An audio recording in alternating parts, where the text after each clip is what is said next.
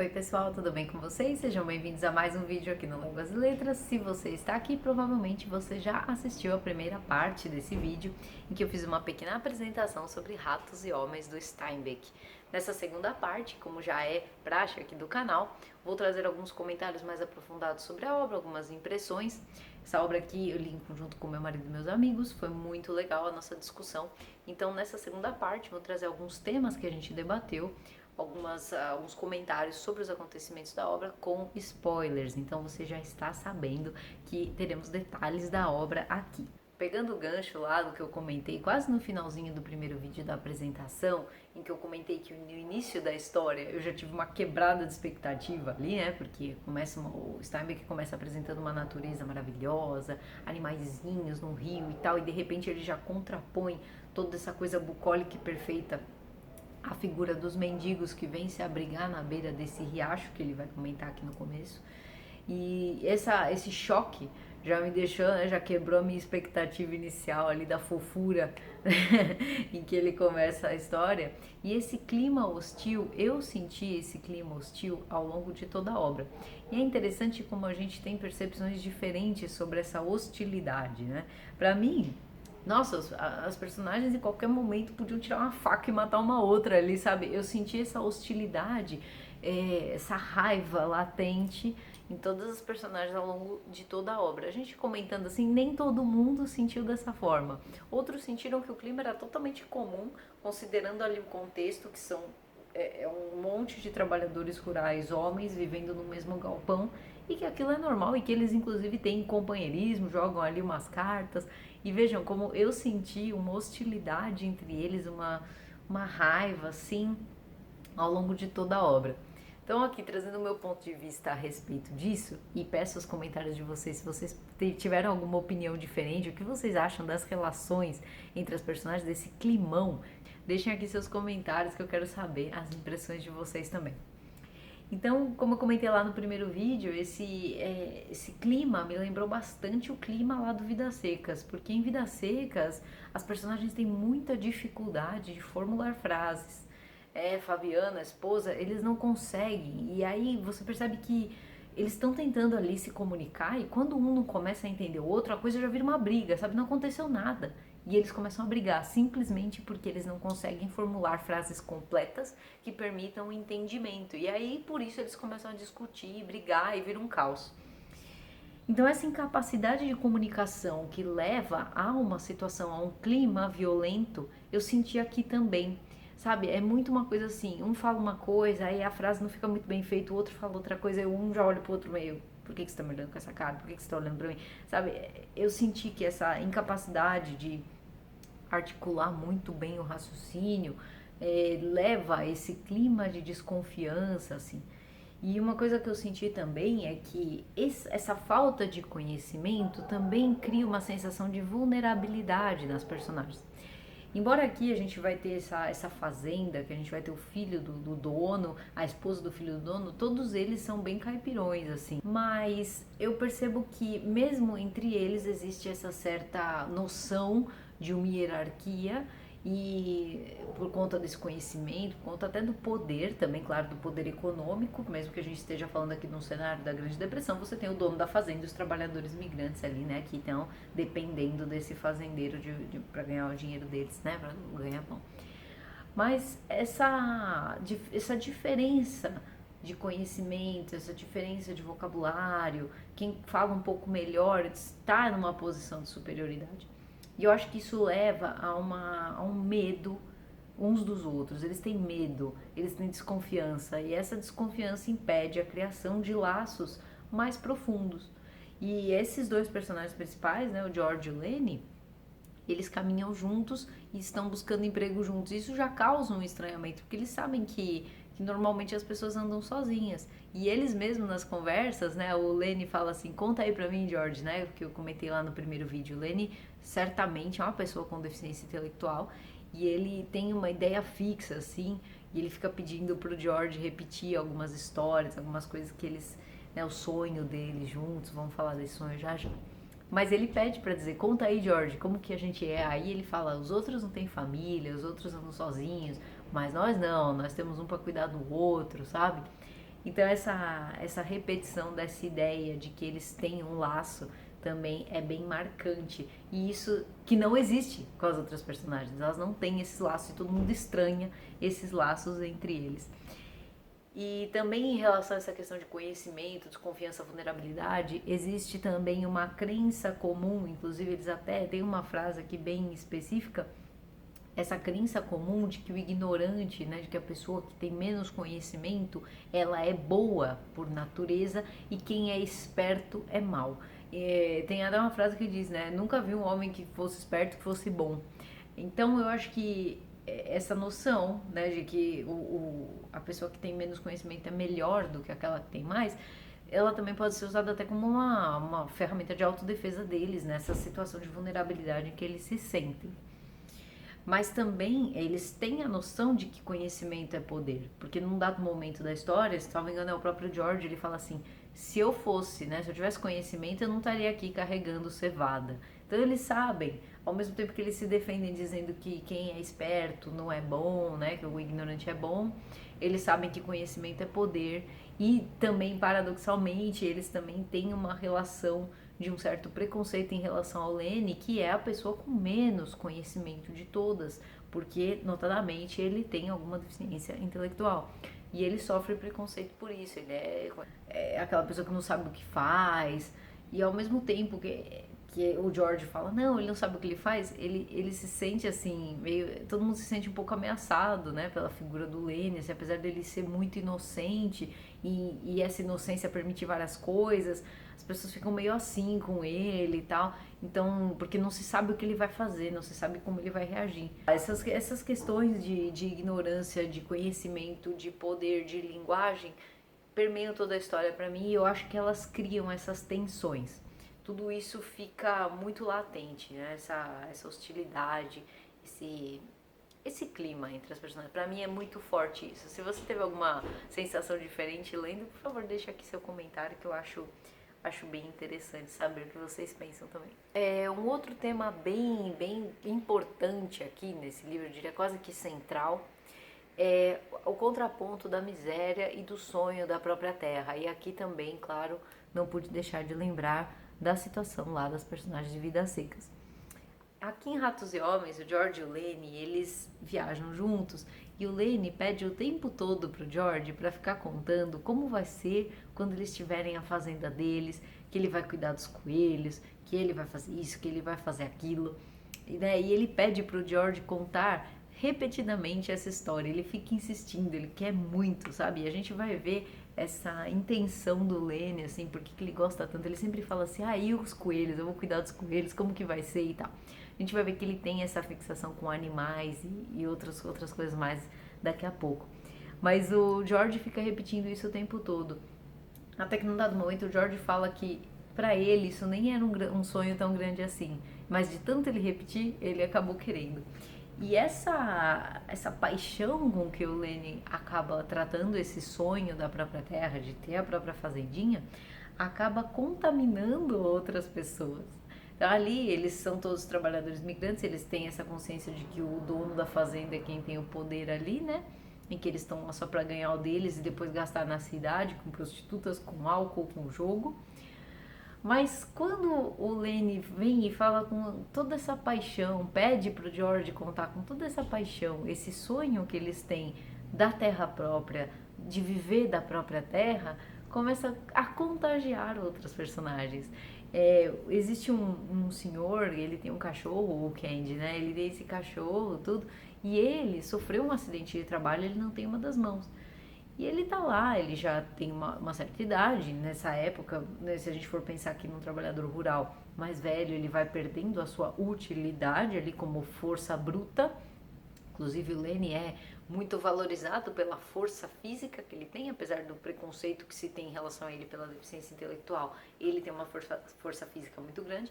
E esse senhor, ele começa a se contagiar por essa ideia, porque ele pensa, poxa, tá aí uma chance, ele tem um dinheirinho guardado, e ele começa a ver uma utilidade para esse dinheiro, e eles começam a sonhar juntos. Então esse sonho acaba contagiando também outras personagens, e até o próprio Crooks, que a gente vai ver que ele é um negro que fica apartado dos demais personagens, que vivem todos num galpão, ele tem o cômodo dele separado, poderia ser um luxo, mas na verdade é uma demonstração do preconceito, que ninguém quer ficar perto dele, né? E ele também acaba se contagiando um pouco por esse sonho da terra própria, né? E quando a gente está falando aqui desse cenário de crise, em que eles são mal pagos, em que eles são obrigados a viver caminhando de lá para cá, né? Sem assim, um projeto de vida, né? Ter a própria terra, cuidar lá dos coelhos, ter os seus animais, a sua plantaçãozinha é um grande sonho que acaba contagiando algumas das personagens ali em volta do George e do Lenny. E falando sobre sonhos, sobre essa coisa de contagiar, uma coisa que eu percebi bastante nas personagens é essa carência emocional que elas têm. Porque embora todos eles sejam muito durões por fora, como eu disse, aquele clima lá de um olha pro outro que tá me olhando e tal, né? O que você quer comigo? E essa desconfiança, essa violência e sabe, essa dificuldade de criação de laços, eu percebi que as personagens têm grandes carências e que basta um pouquinho, uma pequena rachadura na casca e elas se abrem, elas são pessoas que precisam de carinho, que precisam de amor, que querem companheirismo, né? Eu achei bem interessante perceber como o Steinbeck, em poucas palavras, com essa simplicidade que é uma marca dessa narrativa, conseguiu trazer isso para nós nessas personagens. Então eu vou dar alguns exemplos para vocês. O George tá lá com o Lenny, ele cuida do Lenny, eles andam juntos, ele fala pro Lenny, não fala nada que eu vou falar tudo, né? Pra se apresentar nessa fazenda, porque tem uma situação lá na anterior, na fazenda de onde eles vieram, que o George acha melhor que ninguém saiba. Então ele quer se apresentar pelos dois. Ele diz que eles são primos e tal, mas depois a gente vai ver que eles meio que foram criados juntos, mas não são parentes mesmo, né? E ele vai contando essa história, né? Vai contando o jeito que ele acha mais conveniente para conseguir esse trabalho nessa fazenda. Mas depois a gente vai ter a personagem do Slim. O Slim, ele é um vaqueiro, como eu disse lá no primeiro vídeo, ele é essa personagem que ele é o cowboy que todo mundo admira, tem muita técnica, que ele é muito, assim, ele é superior, ele é o grande líder ali do grupo, né? E o Slim, o Steinbeck coloca, né, nas frases que o Slim tem um jeito de falar que faz com que as pessoas se abram para ele. E o George, com um minuto de conversa ali com o Slim, ele já entrega toda a realidade, sabe? Que eles vieram porque eles tiveram um problema na outra fazenda, que o Lenny lá agarrou uma moça que meio que ele foi acusado de estupro e que por isso que eles tiveram que sair meio que fugidos daquela outra fazenda. Ele conta uma história inicialmente, depois ele se abre lá pro Slim. Então eu acho que o Slim, ele tem uma inteligência emocional acima da média, que faz dele esse líder nato, porque as personagens têm essas carências profundas que a gente vai vendo aos poucos, sabe?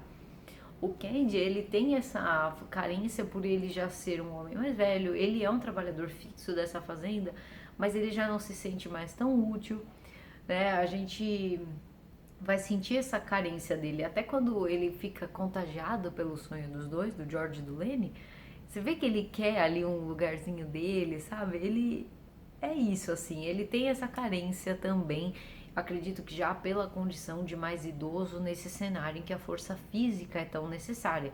E aí ele se vê como indispensável a realização desse sonho porque ele tem um dinheiro guardado. Ele se sente muito importante nessa realização desse sonho. Achei que tem essa carência também. O Crooks, que eu comentei, aquele negro que trabalha na fazenda, também é um trabalhador fixo de lá. Ele tem esse quarto separado, ele é uma pessoa que lê, sabe? Ele tem mais, parece que ele tem um conhecimento maior que os demais, um conhecimento formal mesmo maior que os demais. E ele se abre para o Lenny num dado momento ali sobre a condição de ser negro num mundo de brancos, como que é, porque ele fala que ele não é descendente de escravos, mas que ele sofre esse preconceito, né? Ele vai colocar um pouco do que é a realidade dele. E é interessante ele se abrir pro Lenny, e também nós vamos falar da próxima personagem que também se abre pro Lenny. Eu acho que essas personagens, elas têm uma certa facilidade de se abrir pro Lenny, porque parece que elas... a impressão que elas devem ter, né, que eu penso, é que o Lenny não entende nada que elas estão falando.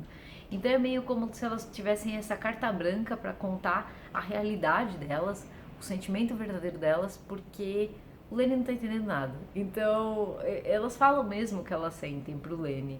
Achei interessante isso e eu senti bastante isso no Crooks, que é um cara bem fechado, ele mal conversa com ninguém, aí pro Lenny ele fala tudo. E depois nós vamos ter também a esposa do patrão.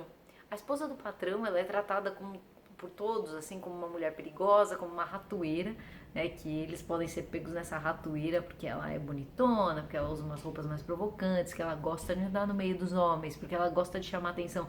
Isso tudo a gente vai ouvir os homens falando dela. Então a gente tá vendo essa coisa, é a única mulher em um mundo totalmente rural e machista, e essa é a visão que eles têm dela, né? Que ela é essa figura assim perigosa, né? Ali a piriguete ali, né? E que é melhor todo mundo ficar longe dela porque ela é esposa do patrão. Mas depois a gente vai ver que ela sempre tá lá andando no meio dos homens. Dizem até que ela tem um caso com o Slim, eu acho que isso fica nas entrelinhas, mas pra mim, assim, não teve nenhuma evidência muito forte disso. Também, se você acha que ela tem mesmo um caso com o Slim, deixa aqui seu comentário que eu quero saber. E, assim, ela depois, num dado momento, ela vai se abrir também pro Lenny. E ela vai contar como que ela chegou ali, como que ela casou com Curly. E ela não tem nem nome, essa personagem, ela é sempre a esposa do patrão. E ela vai contar que ela tinha um sonho de ser famosa no rádio, que ela tinha sido rainha da beleza lá novinha, e que ela tinha esse sonho, e que depois falaram que ela podia fazer filmes em Hollywood, sabe, que ela ia ter fama. E ela tinha esse sonho da fama, da beleza, muito arraigado nela. Então ela não consegue realizar esse sonho lá no rádio, na mídia, como foi prometido para ela no passado, e ela meio que acaba tentando ter essa fama ali, essa admiração de todos no universo da Fazenda. E é essa carência que eu senti nessa personagem, porque ela todo tempo ficou dizendo, vai lá pra Casa Grande que é seu lugar, sabe? Que não é pra ficar aqui no meio da peãozada. Agora, e aí tem um momento que ela fala, mas ficar dentro daquela casa sozinha o tempo todo é muito ruim. Eu vejo a carência dessa personagem também vem aparecendo e ela vai se abrir também pro Lenny, e acredito que também aquele sentimento de que ele não entende propriamente o que ela está falando, então ela pode se abrir para ele. Bem interessante essa personagem também da esposa do filho do Dom. A personagem do Lenny também é uma grande incógnita, a personagem do Lenny também é uma grande incógnita aqui. A gente fica em dúvida sobre o que ele tem, que tipo de deficiência ele tem. Eu fiquei bem interessada, porque logo no começo da história, eles dois estão indo para essa fazenda, e aí o George pede pro Lenny ver o que ele tem no bolso, e aí o Lenny meio que faz um movimento que com certeza causa uma suspeita no George, que conhece o Lenny há muito tempo, desde criança.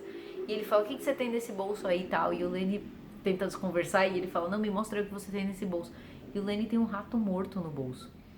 E aí ele fala assim, não, George, mas é que eu só queria agradar o rato. Ele sempre usa esse termo, agradar. Ele tem uma obsessão por tocar coisas macias, assim. Ele gosta de sei lá, desse toque das coisas macias. Então ele fica com esse rato, ele chega a ficar com esse rato morto no bolso. Quando ele vai falar do sonho, ele pede pro George contar, ele quer falar ele fala assim, fala que eu vou cuidar dos coelhos, sabe? Porque ele quer os coelhos, aquela coisa fofinha, peludinha, fofinha e tal. Na fazenda, quando eles chegam lá trabalhando já há um tempo, tem uma cadela que dá cria, ele fica louco, ele quer muito um cachorrinho. E aí ele até que dão um cachorrinho pra ele, porque ele quer ficar com os cachorros o tempo todo, ele quer brincar com os bichos, ele gosta de passar a mão, sabe? E isso não é apenas para animais. Depois a gente vai perceber que ele tem uma obsessão por toques de coisas macias mesmo, porque ele pensa em veludo, ele gosta de cabelo macio, de roupa macia. Ele até lembra um momento que ele ganhou um pedaço de um veludo, sabe? Então eu fiquei até assim bastante interessada em saber o que será que ele tem, né? E logo no começo do livro, o Steinbeck vai descrever o andar dele como desengonçado, meio desajustado, e a gente até ficou também discutindo se isso poderia ser algum grau de autismo, porque ele vive muito nesse mundo dele, nesse mundinho do sonho especificamente. Ele tem essa dificuldade de socializar também por isso. Ele, né, eu não sei, ele tem uma força física extrema, tudo que ele toca, dizem que ele é assim, o que ele faz, 5 trabalhadores não fazem. Inclusive, um grande problema dele é que se ele pega por exemplo, filhotinho de cachorro, ele mata o filhotinho de cachorro porque ele é muito forte. Ele tem um momento lá que vão arrumar confusão com ele, o Curly, o filho do dono, Também é que uma manifestação da carência do Curly. Ele é baixinho e ele acha que ele pode enfrentar todo mundo. Ele quer estar acima de todos. Não basta ele ser o filho do dono, ele quer ser o valentão, sabe? E aí, no momento, ele lá vai enfrentar o Lenny quebra a mão dele, só de pegar assim. E uma vez que o Lenny pega e começa a apertar, ele não consegue soltar, sabe? Ele fica meio desesperado, tipo, ele sabe que ele tá fazendo algo errado, mas ele não consegue parar, né? E aí ele acaba machucando o Curly. A gente até falou, a Karen colocou que poderia ser eventualmente alguma manifestação de autismo, eu não sei.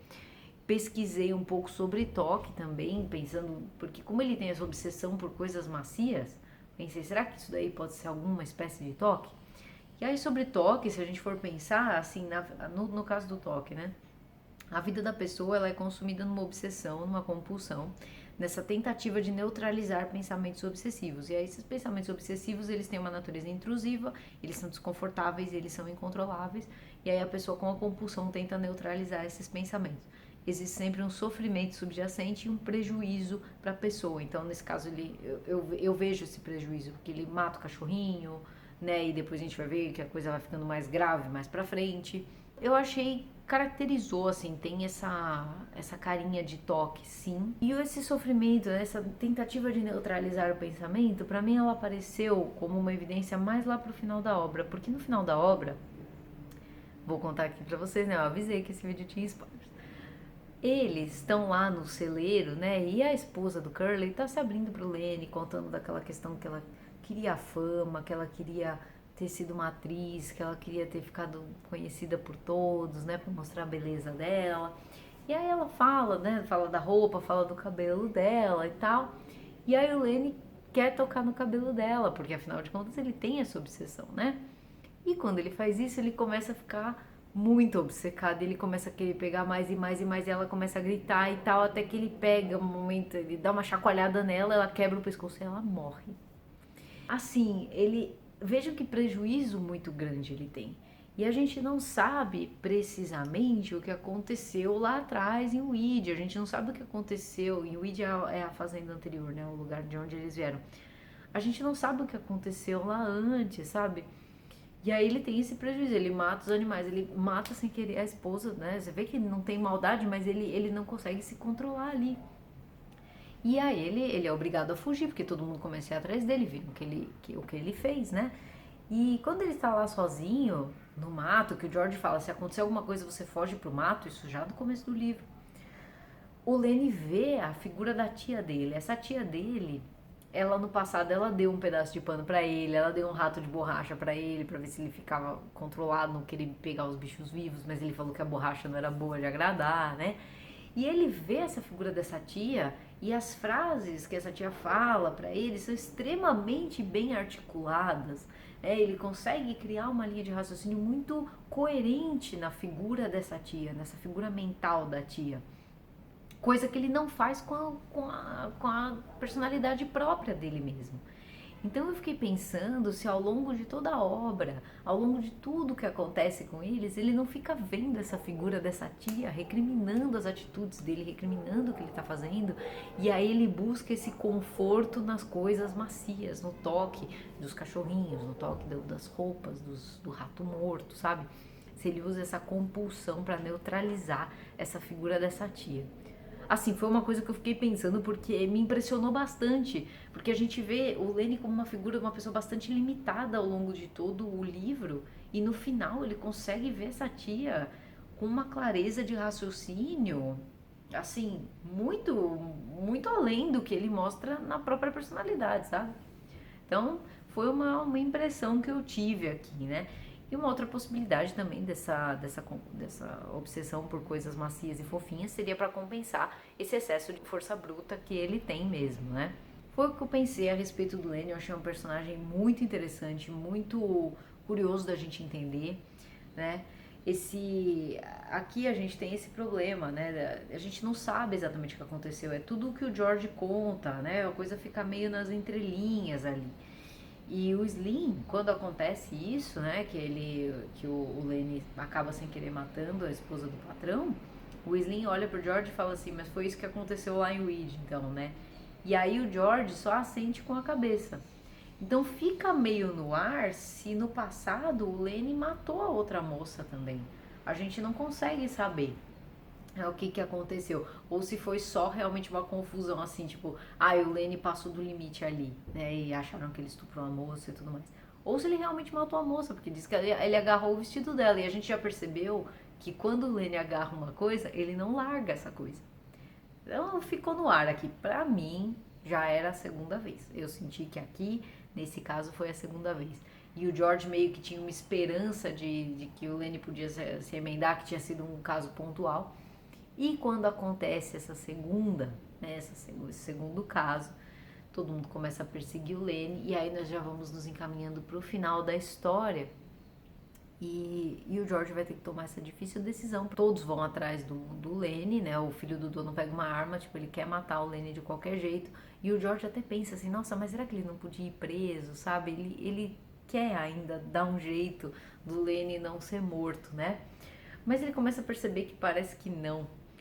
E a gente vai caminhando pro final da história. E quando o Lenny tá lá no riacho, ele viu a figura da tia e tudo mais. E aí ele escuta uns passos atrás dele e a gente vê que é o George. E os outros estão longe, ou mais ainda procurando, estão chegando. A gente já começa a se preocupar com o que vai acontecer em seguida. E infelizmente os nossos temores se concretizam, porque o Lenny, ele tá ali na beira do mato, eles começam a conversar, ele pede pro George contar do sonho, e aí ele pede, Lenny, olha pra lá, né? E quando ele pede isso, você fala, meu Deus, é agora. E é realmente isso, ele acaba matando o Lenny. E essa atitude final do George foi bem pesada, assim, sabe? O livro acaba de um jeito muito triste por conta disso tudo. A gente fica com vários sentimentos, assim, conflitantes aqui nesse final, porque é uma coisa, assim, terrível. Você não sabe se isso foi melhor pro Lenny ou pior pro Lenny, porque os caras estavam indo atrás dele, dizem que o Curly ia fazer ele sofrer muito, né? E aí é meio que um sacrifício que o George acaba fazendo do Lenny. E essa figura do sacrifício eu vi um paralelo nesse livro que eu achei bem forte e eu achei que foi bem proposital. Eu achei que não foi sem querer que o Steinbeck colocou isso aqui. O Candy, ele tem um cachorro que é bastante velhinho já, lá no começo do livro, né? Quando nascem aqueles cachorrinhos novos, falam pro Candy, pô, pega um cachorrinho novo, né? Você tá aí com esse cachorro velho, que não, nem tem dente mais, que é fedido e tal, né? Você não aguenta o cheiro desse cachorro e tal. E o Candy fica, não, mas eu, pô, peguei ele filhotinho, ele trabalhou comigo, ele foi um pastor excelente, né? A vida toda eu cuidei dele. Não, mas ele já é um inútil, ele já não presta pra mais nada. Vamos sacrificar esse cachorro, vamos sacrificar esse... E aí o Candy acaba sendo pressionado a deixar outro trabalhador lá matar o cachorro dele. É extremamente triste essa cena, porque o cachorro é sacrificado ali e eles só escutam de longe o tiro. E o Candy fala assim, devia eu mesmo ter matado meu cachorro. Eu cuidei dele a vida inteira, eu mesmo deveria ter matado. Então eu vi nisso, gente, um paralelo muito forte com a relação do George e do Lenny. O Candy fala isso e eu acho que com certeza isso entra na cabeça do George, do tipo, se alguém tem que matar o Lenny, se alguém sou eu cuidei dele, eu tenho que fazer esse sacrifício. E o outro paralelo aqui que a gente vê é que o cachorro ali foi sacrificado porque ele não é mais útil, porque ele já não consegue trabalhar mais, e né, essa questão do higienismo e da utilidade. E o Lenny vai ser sacrificado porque ele já começa a fazer mal para os outros. Enquanto ele é um trabalhador braçal que dá conta do trabalho de 5 homens, ele é ótimo. Né? Assim, o pessoal fala, não mexe muito com ele, mas ele faz o que é mandado. E quando ele causa esse mal, ele já tem que ser sacrificado também. Esse paralelo para mim ficou muito evidente. Eu acho que não foi à toa que se colocou essa história do sacrifício do cachorro. Foi para fazer a gente pensar um pouquinho também aqui no final do livro, que é bem triste. Nossa, realmente foi triste esse final. Mas não foi inesperado, né? Quando a coisa vai se desenrolando, eu acho que todo mundo vai pensar realmente o que vai acontecer nesse final. Acaba ficando um pouco até previsível, mas assim, mais pro finalzinho mesmo, né? Não estraga de forma alguma a experiência de leitura, mas é o que a gente espera pelo desenrolar da história mesmo. Sobre o título eu falei lá no primeiro vídeo que eu ia deixar para comentar aqui mais nessa segunda parte por causa dessa possibilidade do spoiler, né? Aqui a gente já vê essa figura do rato lá no início, no bolso do Lenny. Depois a gente vai ouvir essa figura do rato novamente, como eles, os trabalhadores, sendo ratos para ser pegos na ratoeira da esposa do filho do patrão. Então vejam que interessante isso. E também uma reflexão final do que diferenciaria ratos e homens, se é o sonho, essa possibilidade de sonhar, e quando eles não podem mais sonhar, eles já se tornam ratos, né? Eles deixam de ser homens e se tornam ratos. E aí nisso o George, ele mesmo vai falando lá no final que ele mesmo, como eu já comentei, que ele nem tinha esse sonho e que ele acabou começando a acreditar de tanto que o Lenny sonhava, né? E aí será que quando ele matou o Lenny, ele se convence de que não, nada daquilo ia acontecer? Que ele ia ganhar aqueles centavos dele na fazenda que ele ia gastar lá na cidade e que ele ia ficar preso para sempre nesse ciclo de miséria, que ele não ia conseguir realmente realizar esse sonho. E quando ele deixa de ter esse sonho, ele vai lá e mata o Lenny, será que ele deixou de ser homem e se tornou rato? Sabe? Então fica essa reflexão pra gente fazer sobre o título. Eu acho que o título fica em aberto, não é autoexplicativo ao longo da história. Tem várias coisas que a gente pode pensar a respeito. Mas eu acho que a principal questão e o que foi mais enriquecedor no nosso debate a respeito aqui de ratos e homens foi pensar a respeito do sonho. O que é o sonho? Qual é a importância do sonho, né? Sem sonho parece que ninguém sai do lugar. E isso a gente vê muito claramente aqui no final, quando o George fala que ele vai se afundar lá na bebida, nas prostitutas e que ele não vai sair disso. Mas o sonho dele era ter mesmo aquela terrinha, viver da terra e tal, ou o sonho é algo maior? Porque é muito difícil você falar que você tem o mesmo sonho ao longo de toda a sua vida. O que é o sonho? Ah, meu sonho é ter a minha terrinha, ou o meu sonho é viajar para tal lugar. E aí quando você realiza, acabou o seu sonho? Porque o sonho é uma grande motivação para você fazer suas coisas, né? Para você progredir, para você, né, simplesmente ter ânimo de viver. E aí a gente concluiu lá no nosso debate que o sonho seria algo mais abstrato, não uma coisa tão assim, vou ter a minha fazenda, ou vou viajar para tal lugar. O sonho quero ter uma vida voltada à busca de conhecimento. E aí essa busca de conhecimento, ela é quebrada em diversos pequenos sonhos, né, pequenos objetivos, seja viajar, seja estudar, seja, né, conhecer mais, ler mais. Esse seu sonho é o conhecimento. Ou o seu sonho é a liberdade, que eu acredito que é o grande sonho aqui das personagens de ratos e homens que são contagiadas pelo sonho do George e do Lenny. O sonho é de liberdade. O sonho é de deixar de ser um trabalhador migrante na dependência de um dono de fazenda e viver da própria terra. Ou seja, esse sonho da liberdade, ele é muito forte aqui e ele é caracterizado dessa forma porque essa é a realidade dessas pessoas. Mas em outro lugar, num cenário urbano, era a recuperação da bolsa, era voltar a viver com os dividendos, sabe? É a liberdade de fazer o que se quer. Eu acho que esse é o grande sonho aqui dessas personagens e essa é a grande mensagem que fica para nós, né? Essa grande discussão sobre o sonho e a liberdade mesmo. Bem, pessoal, então essas foram as minhas considerações aqui sobre Ratos e Homens. Espero que vocês tenham gostado desse vídeo. Livro muito bom, gostei muito do Steinbeck. Quem sabe em breve aí eu leia As Vinhas da Ira também. Espero que vocês tenham gostado desse vídeo. Curta, comente, compartilhe, deixe aqui as suas impressões. Eu gosto muito de ouvir de vocês também. Muito obrigada, pessoal. Um grande abraço a todos e até o próximo vídeo.